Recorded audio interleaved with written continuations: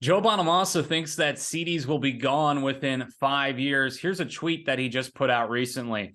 In my humble opinion, within 5 years, CDs will be gone and we will be in a singles business again like the 1950s. The concept of an LP is too expensive to produce with very little back-end return or revenue. Streaming is the ball game now. Vinyl doesn't move the needle. What are your thoughts on that, Willie? I agree with 80% of what he said. 80% of what he said. I agree with the ideas, that the technical aspects that he mentions is that physical medium, it costs money to produce. The material itself, the time, the machines, the labor to produce it. When compared to streaming, I do agree with what he said. The returns don't justify the output and effort and capital and all of that when you can just go ahead and stream it. It's very hard. I would dare anyone to argue with that. So I agree with him on that, and that's the crux of his argument. Here's what I disagree with him on. He says that we will be back in an era of singles. I think he's slow to the game on that. I think we're already there for that. I think we've been there for about 5 years. I think we are already back in singles. That is a result of Spotify, Tidal, Apple Music. I think we've been trending that way for a while. I think in general, those of us who grew up in this generation of music, and by this I mean, I don't know, if you were listening to music anywhere from, let's say, 65, we'll start with Meet the Beatles, until, let's say, something like, I don't know, 2000. That was an album era, but I think the norm actually is singles for this medium, and I think we're back in it. The other thing I disagree with him about is I think CDs gone in 5 years. I don't think that is enough time. I think it's going to be 10, 15 years. And the reason why I say that, Pete, is because in 2021, it was the first time in many, many years where there was actually an increase of sales year over year from 2020. And that had not happened in a very long time. So the tail isn't completely sliding off yet. There's a little bit of life left. So most of what he says, I agree with. Pete, do you agree with that? You've always said there's a little bit of life left in those CDs, and you have your reasons. What are they? Well, I think CDs are pretty much dead for almost every single genre except blues and blues rock, because these artists are still the ones who are making CDs and producing CDs, because a lot of the audience is older and they're still buying these CDs. They're buying these CDs at shows. Now, Joe had a couple other tweets here. So in response to a comment someone had left him, he said, artists use CDs as autograph platforms at gigs, which is totally true.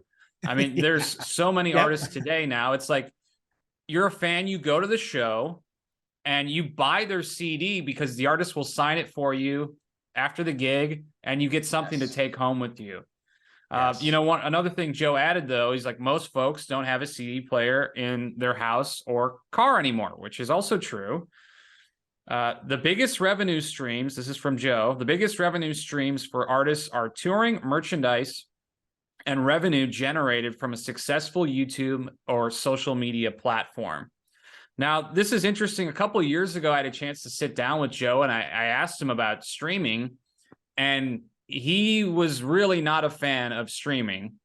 And he had cited how, you know, he knew songwriters in Nashville getting 25 million spins and getting a check for like $700. Insane.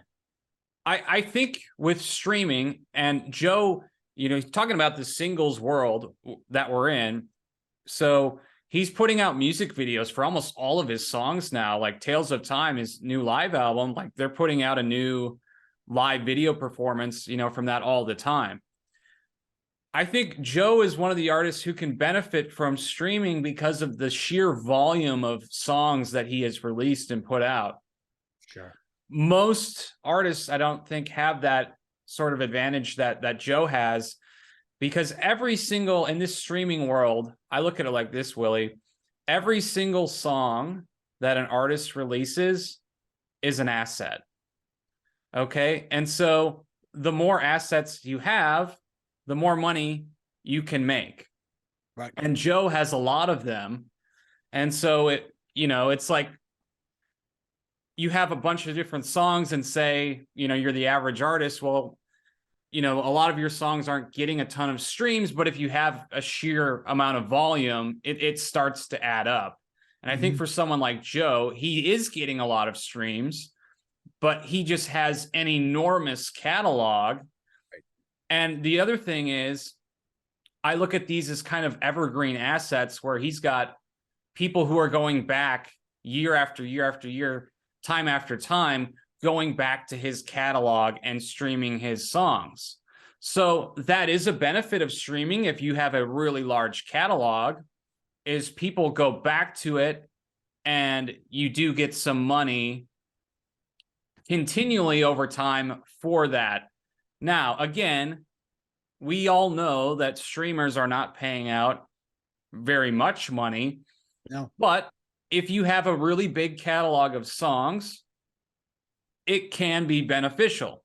Sure. And so I think Joe pretty much, I think he's right, mostly. However, I think for blues rock, CDs may hold on a little longer than 5 years.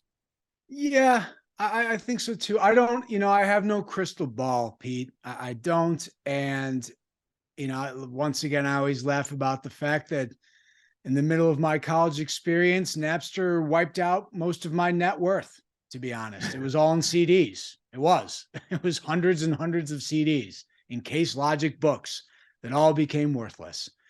I don't really know. I think the blip, because they're an autograph platform, I think they're going to become I think they're going to find a second life as novelties in a way. And I think, everyone wrote off vinyl. A couple of things for viewers, statistics. When I heard this quote of Joe's, I did a little research because I wanted to get down the numbers. I'm a numbers guy. So this past year, Pete, 33 million, just 33 million CDs were sold. Okay. This is the first time in 35 years, this past year, where vinyl outpaced CDs. You have to go back to all the way to 1987. Pete, how old are you in 1987? I was not alive, Willie. Okay, then. So in your lifetime, it's the first time that vinyl has outpaced CDs. Vinyl sold 41 million. Okay. So you can look at this two ways. You can look at this in the way that, hey, vinyl made a resurgence. Joe's wrong. Joe's being too extreme. Things come back.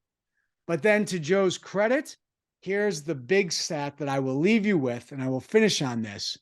At the height of CD sales in America, which was the year 2000, 900 million CD units were shipped. 900 million, Pete. Think about that. Yeah, that's a bit of a difference. Wild number. Right? We're talking about, a 25-fold difference here. I believe, if my math is any good.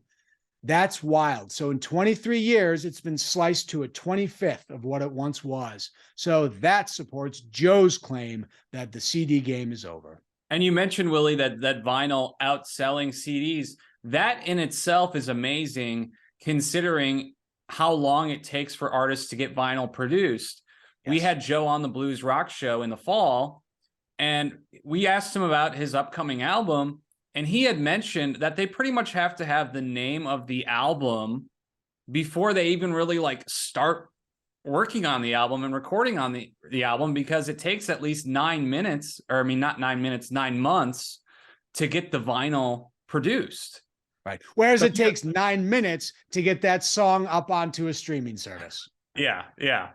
So that's a pretty amazing stat. But What do you guys think? Do you agree with Joe? Do you think CDs will be gone within 5 years? Let us know down in the comments section below.